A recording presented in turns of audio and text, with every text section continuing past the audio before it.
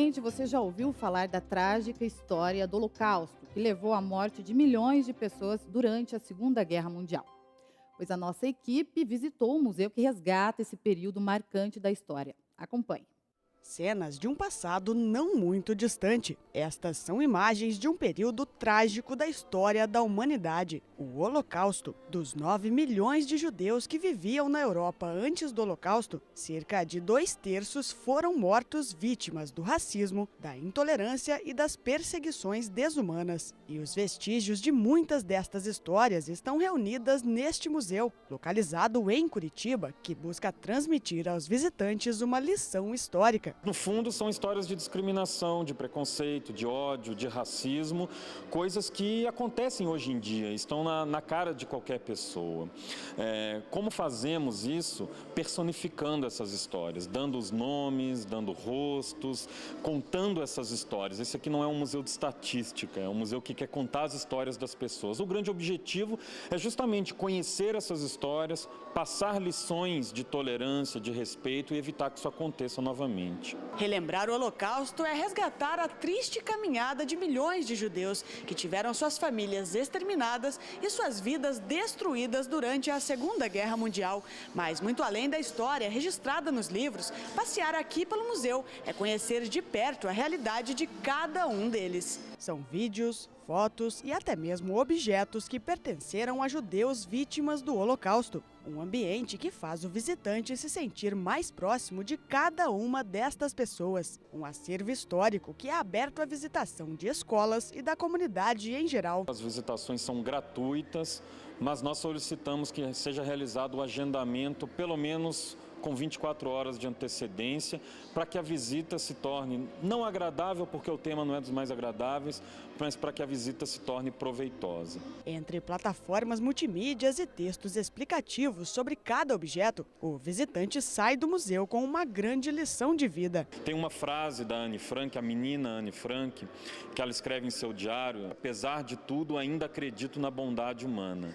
Isso significa que a gente precisa olhar para frente, a gente precisa olhar para a gente. Eu posso dizer com certeza o visitante que passar conosco uma manhã, uma tarde aqui, vai usar essas lições, vai usar esses valores, não só para a sala de aula, no caso de um aluno, mas sem dúvida para o resto da vida. Importante esse resgate, né, gente? Agora sim, o Revista Brasil abre as entrevistas de estúdio e nesse bloco nós vamos falar do comportamento nas redes sociais. Nós já debatemos esse assunto aqui num outro aspecto e hoje voltamos a tratar disso. Hoje quem está conosco aqui é o Dudson Seraine. Seraine, é isso mesmo, Dudson? Isso mesmo. Especialista em redes sociais. Dudson, não é possível que as pessoas desabafem nas redes sociais, né? Isso não é um comportamento favorável. Tem que tomar um certo cuidado, né, nesse desabafo, assim. Tem uma palavrinha-chave que é o bom senso, né? Então, você tem que ter um bom senso, assim. Nem tudo que você fala para um amigo, o comportamento que você tem no dia a dia, você pode ter ali, porque ali é um espaço que está aberto para todo mundo, né? Então, tem que tomar um certo cuidado. Uma questão emblemática e bem perigosa que aconteceu nos últimos dias foi tudo isso que aconteceu lá no Guarujá, né? Aquele boato que acabou num crime, numa tragédia. Como lidar com essa situação, Dudson? Esse boato, né, que gerou essa tragédia é um caso assim para a gente aprender, né? Porque, veja, não houve as pessoas que acreditaram naquilo não verificaram a fonte, não verificaram da onde que veio aquela notícia, né? Então, foi um crime, foi algo bárbaro, né? E que eu acho que fica como lição, assim, a gente precisa verificar e ter um senso crítico, né? Não acreditar em tudo que tem na rede social, isso é um perigo. Isso é muito comum? Tem sido muito comum mesmo. A gente está agora em ano eleitoral, então a gente vê assim diversas matérias que não tem fundamento, assim, sempre verificar qual é a fonte, quem que disse isso, né? Para poder saber se é verdade ou não. E o mercado está equipado com um profissional especialista nisso para poder orientar principalmente as empresas? Olha, tem bons profissionais, mas assim há uma carência ainda de mais profissionais, né? Lá na Choice a gente sempre está profissionalizando, né? Buscando qualificar esse pessoal para o mercado de trabalho. Tem muita gente que conhece, mas é muito de mexer, de fuçar, que também é válido, né? A internet, quem fuça assim descobre segredos, né? Algo bacana assim até mesmo para o lado profissional, né? mas precisa mais qualificação e mais bons profissionais nessa área também. No geral, as pessoas não têm, então, muita habilidade para isso? Elas têm uma habilidade muito do que elas fazem para a rede social delas, né? Não tem uma habilidade assim de entender qual que é o propósito da marca, qual que é a finalidade da marca para comunicar com o seu público. Então tem uma diferença. O que eu posto, eu não posso postar numa rede que eu cuido, numa fanpage que eu cuido. Então essa diferença é que precisa ser ensinada, né? Qual que é o cuidado pessoal daí de cada indivíduo que deve ter? Se diz por perfil pessoal, né? Pessoal. De cada um. Olha, mais uma vez a questão do bom senso, né? A gente até tem casos assim de pessoas que tiraram uma foto às 4 horas da manhã numa festa e daí depois ligaram e falaram que iam chegar atrasados no trabalho. Olha só. E o chefe é amigo dessa pessoa na rede social. Então fica complicado, né? Então assim é uma questão de bom senso mesmo, de comportamento para você saber que você está sendo visto por todo mundo, né? Não só por um grupo também restrito, mas para a rede inteira, né? Agora, Dudson, essa situação que aconteceu aqui na capital paranaense, envolvendo um bar e a reclamação de uma cliente, a postura, né, do proprietário foi condenada por todo mundo. Uhum. Qual deveria ter sido essa postura, Dudson? Olha, essa postura nesse caso deveria ser uma postura de transparência, né? Então, assim, cometer um erro, as pessoas erram, né? Não acontece, mas deveria ter sido transparente, pedido desculpa, falado que errou mesmo. E se você for analisar os fatos, foi uma sucessão de tentar sempre dar um jeitinho de não falar a verdade, vamos falar assim, não ser transparente, né? Então, ser transparente, gestão de crise em redes sociais.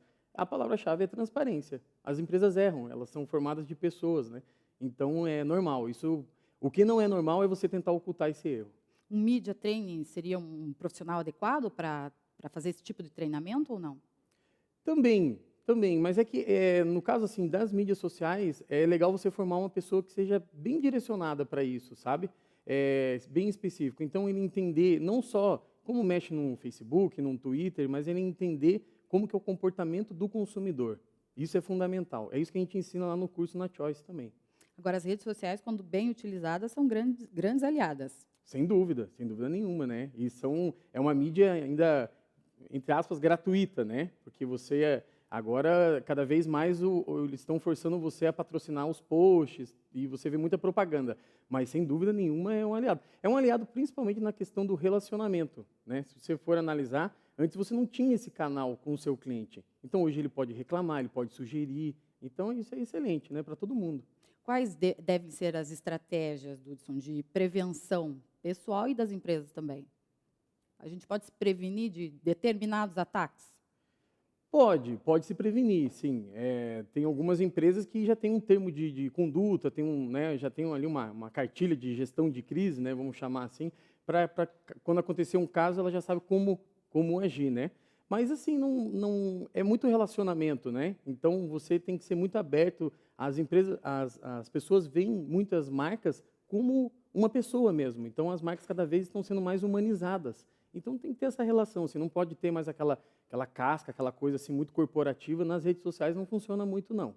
Tem que ser bem objetivo. E tudo que é publicado pode ser transformado em documento? Vira um documento? Vira um documento, sem dúvida nenhuma, vira um documento até em processos, é só voz ali, não deixa de ser, né? Vira um documento. Já temos situações assim, então? Temos. Até o próprio caso do Guarujá, né? Ali você já tem ali quem que postou aquela foto, então todo mundo está sendo investigado, né? As pessoas não podem achar que só por ser um Facebook, que é um momento de lazer, né? Vamos chamar assim, que pode colocar qualquer coisa, publicar, e não vai ter alguém verificando isso, né? A justiça, até mesmo o Marco Civil agora vem para regulamentar isso também. Exatamente. Só para a gente finalizar, então, Dudson, você imagina que as pessoas estão bem esclarecidas sobre essa situação do Marco Civil? Não, ainda não. Ainda falta bastante. A gente pode cair alguma cilada aí, de repente? Pode cair. A gente está ainda entendendo, assim, né? Até nós mesmos que trabalhamos nessa área, assim, eu sou bem sincero em dizer que até nós estamos ainda entendendo, assim, como é que funciona, porque vai muito para um lado jurídico também, né? De interpretar o que está sendo o Marco Civil. Mas pode ter uma cilada, sim. Tem que tomar cuidado, tem que estudar bastante. Tá certo, então, Dudson. Muito obrigada pela sua presença aqui no Revista Brasil. Imagina, eu que agradeço. Até um próximo encontro. Até mais. A seguir, nosso assunto é meio ambiente. Você está cuidando bem do espaço que te cerca? Vamos discutir isso no próximo bloco.